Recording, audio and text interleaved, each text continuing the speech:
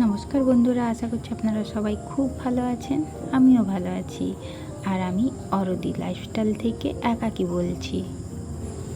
এখন আমি এসেছি আমার নিজের বাড়িতে, একদম নিজের বাড়ি। যতদিন ইচ্ছে থাকবো, যখন ইচ্ছে চলে যাব, আবার যখন ইচ্ছে হবে এসে যাব। এখানে কেউ আসতে আমাকে বারণও করবে না, আর এখান থেকে কেউ যেতেও বলবে না। তাই তো বললাম, একদম নিজের বাড়ি। আপনারা ভাবছেন হয়তো নিজের বাড়ি তো সবারই হয়, কার হয় না? না, সবার ভাগ্যে না সেই সৌভাগ্য হয় না। আমারও ছিল না, তবে এখন হয়েছে। অনেক পরে হয়েছে, তবে হয়েছে। ভাবতেও পারিনি আমি নিজের চোখে দেখতে পাবো আমার নিজেরও বাড়ি হবে। যাই হোক, ছোটোবেলা থেকে যে কষ্টটা আমি পেয়েছি বা আমার বড়মশাই পেয়েছে, আমার ছেলে কিন্তু পাবে না। আমার ছেলে ছোটোবেলা থেকেই জানবে তার নিজের বাড়ি আছে। আমি আমার ছোট্টবেলার একটা গল্প শোনাই তোমাদের।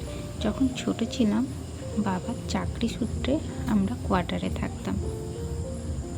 আর তখন আমরা জানতাম যে আমাদের একটা দেশের বাড়ি আছে। আর বাবাও জানতো বাবার একটা নিজের বাড়ি আছে, যখন ইচ্ছা হবে যেতে পারবে, যখন ইচ্ছে গিয়ে থাকতে পারবে। তো বেশ কয়েক বছর পর বাবা ঠিক করলো তার নিজের বাড়িতে গিয়ে থাকবে। তো আমরাও সবাই রেডি হয়ে গেলাম বাবার সঙ্গে আমাদের নিজেদের বাড়ি যাওয়ার জন্য। তার আগে আমাদের এখানে কোয়ার্টারে কিন্তু আমার ঠাকুমা, দাদু থেকে পিসি, কাকু, কাকিমা সবাই এসে থাকতো যতদিন ইচ্ছে হতো। আর আমরাও মাঝে মাঝে ছুটি পড়লে, স্কুলের ছুটি থাকলে বাড়ি যেতাম। খুব মজা হতো, মনে আছে এখনও সেই মজার দিনের কথা।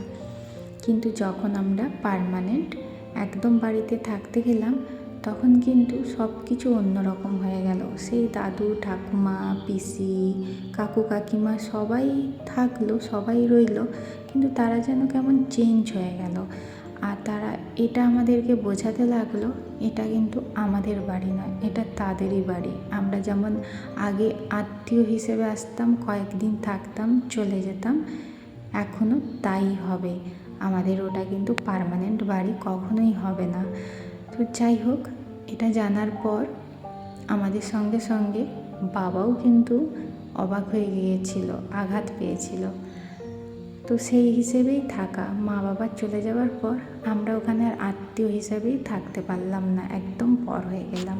তাই নিজের বাড়ি কী জিনিস, এটা আমি আর আমার বড়মশাইয়ের থেকে ভালো মনে হয় কেউ আর বুঝবে না।